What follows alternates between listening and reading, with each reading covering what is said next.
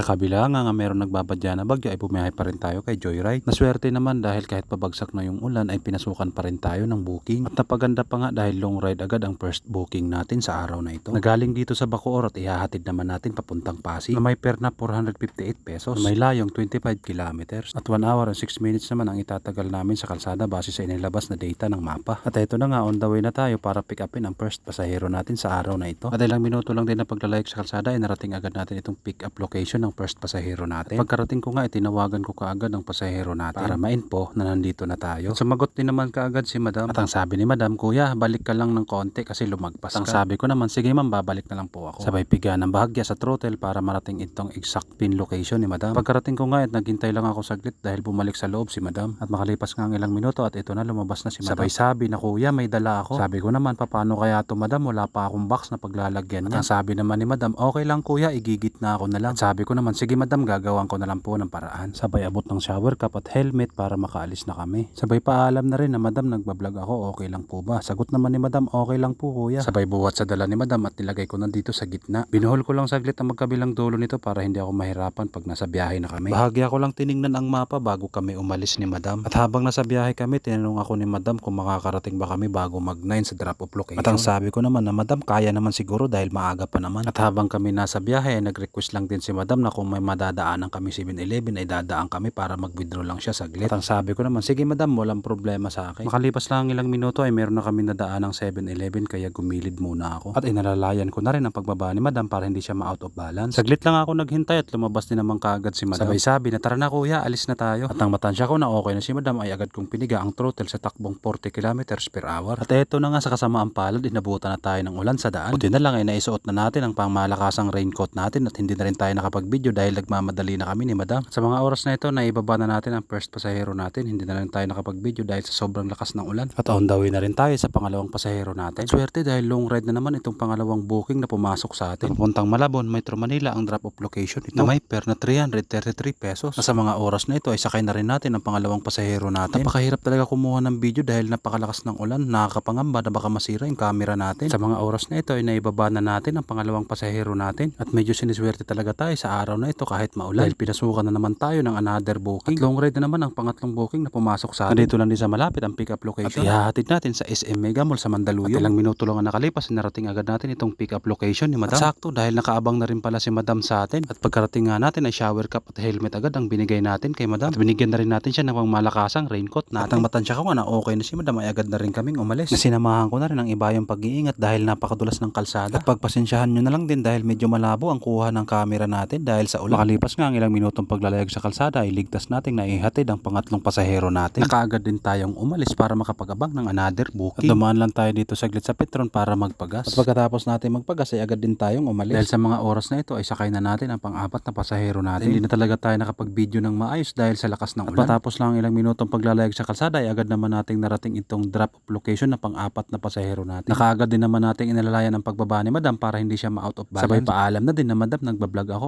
okay lang po ba? At ang sagot naman niya, okay lang po kuya, walang problema. At ang sabi ko naman na maraming salamat po madam, malaking bagay po para sa akin. At pagkaabot nga ni madam ng payment ay agad ko naman ikinumplit ang booking. Sabay inayos lang itong kaputi natin. Dahil sa mga oras na ito ay wala na akong balak tumanggap pa ng booking. Dahil sa sobrang lakas ng ulan na may kasama pang hangin. So paano ba yan mga gar? Hanggang dito na lang muna ang episode natin. Basta laging tandaan, always ride safe, keep safe. Yan ang pinaka-importante.